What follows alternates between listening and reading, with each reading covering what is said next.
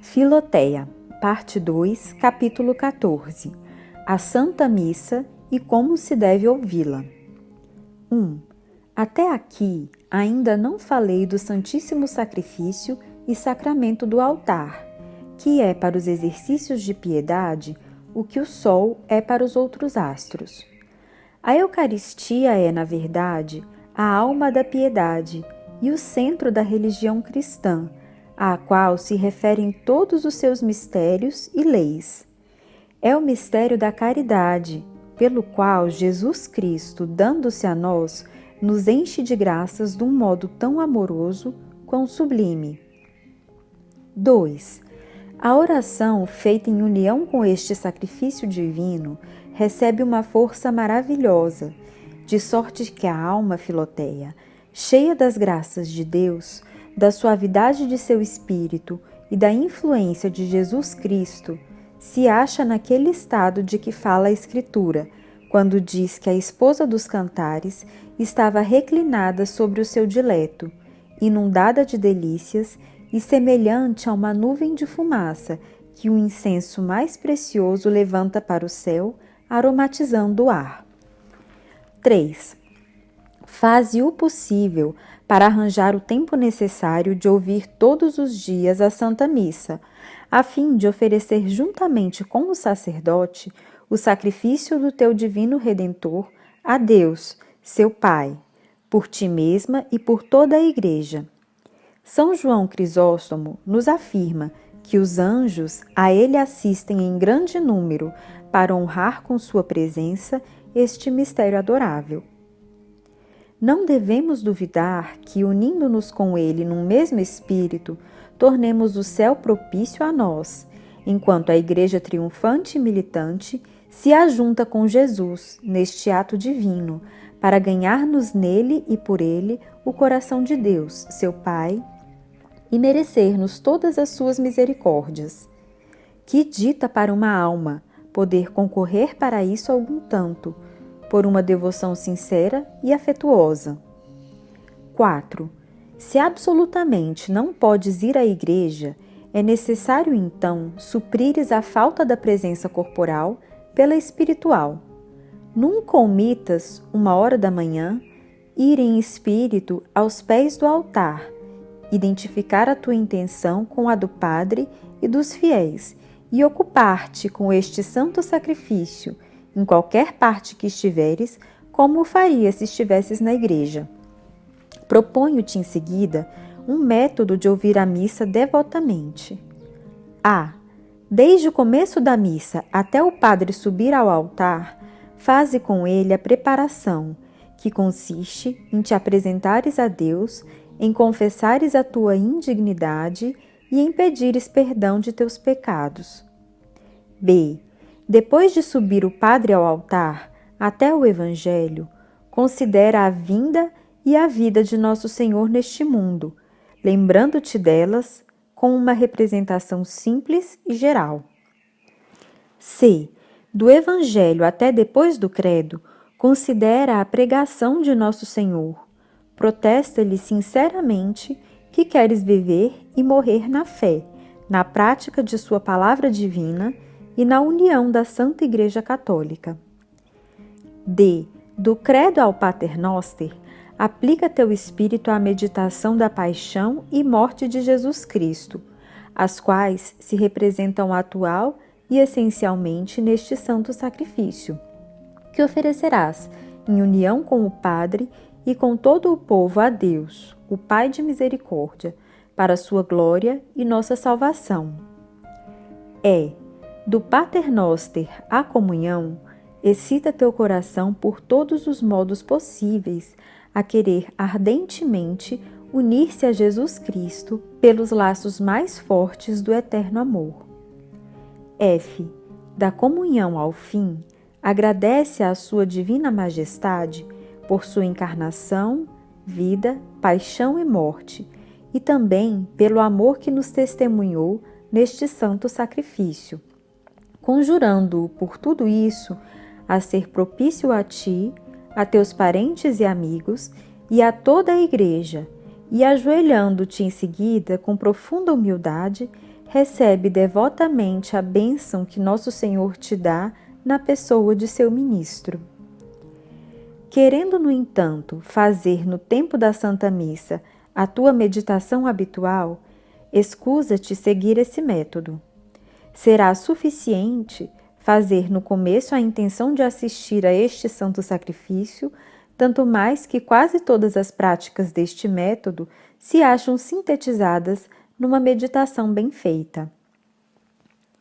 Capítulo 15. Outros exercícios públicos e comuns de devoção. Nos domingos e dias de festa, que são dias consagrados a Deus por um culto mais particular e mais amplo, pensas muito bem, Filoteia, que te deves ocupar mais que de ordinário dos deveres de religião e que, fora os outros exercícios, deves assistir ao ofício de manhã e à tarde, se o podes comodamente.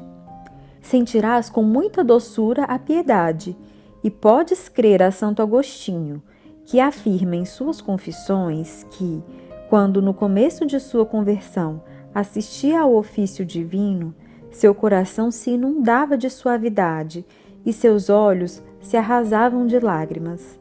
Demais, direi uma vez por todas, tudo o que se faz na igreja publicamente tem sempre maior valor e consolações do que o se faz privadamente, porque Deus quer que no tocante a seu culto demos sempre a primazia à comunhão dos fiéis, de preferência a todas as devoções particulares. Entra de bom grado nas confrarias do lugar onde moras, e principalmente naquelas cujos exercícios te prometem maior utilidade e edificação. Tens aí uma espécie de obediência muito agradável a Deus, pois, conquanto não exista um preceito sobre este ponto, é, contudo, fácil de ver que a Igreja nos recomenda muito, manifestando suas intenções com as indulgências e outros privilégios que concede a estas pias associações. Além disso, é uma obra de caridade cristã aceder às boas intenções dos outros e contribuir para os seus bons propósitos, conquanto em particular pudesses fazer alguma coisa tão boa, e com maior gosto do que nas confrarias se faz. Deus receberia, no entanto, maior glória aqui, pela união de tantos corações e ofertas.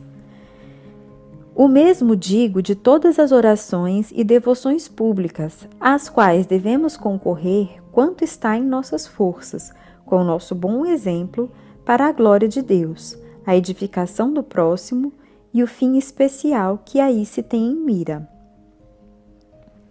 Capítulo 16. Devemos honrar e invocar os santos.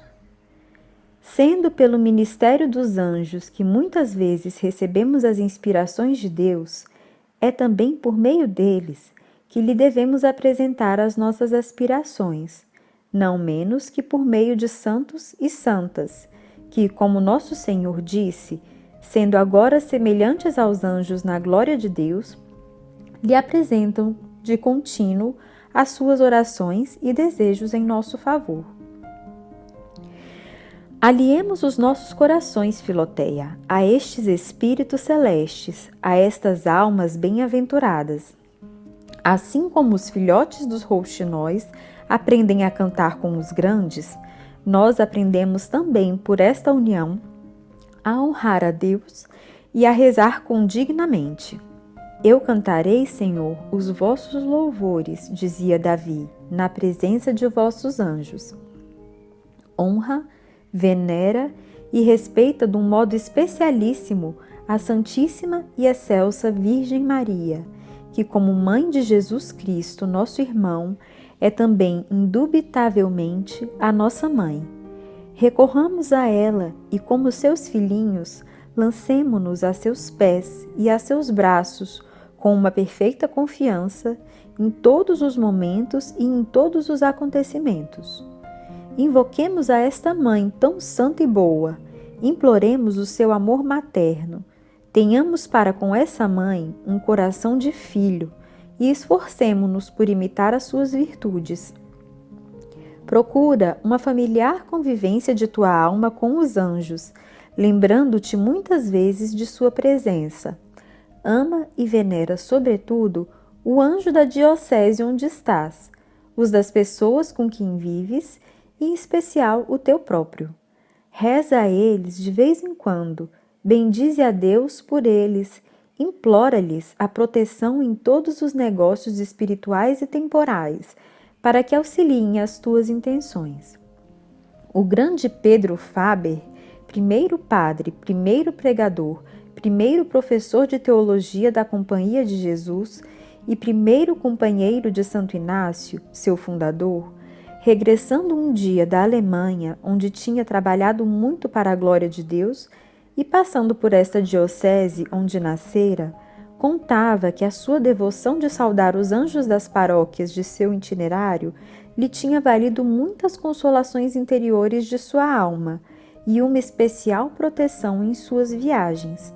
Assegurava ele que sensivelmente conhecera quanto lhe tinha sido propício, ou salvaguardando-o das ciladas dos hereges, ou preparando numerosas almas para receberem mais docilmente a doutrina da salvação. E com tal desejo de espalhar esta devoção, dizia isto, que uma senhora, estando aí presente nos anos de sua juventude, o contava ainda há 4 anos passados, isto é, mais de 60 anos depois, com sentimentos de muita piedade.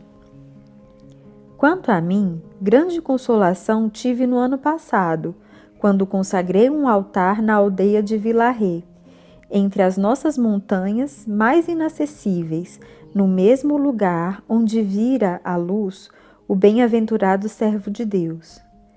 Escolhe um santo em cuja intercessão deponhas especial confiança e cuja vida possas ler com maior gosto, para lhe imitar as virtudes. Sem dúvida, o santo cujo nome recebeste no batismo deve ter, entre todos, o primeiro lugar.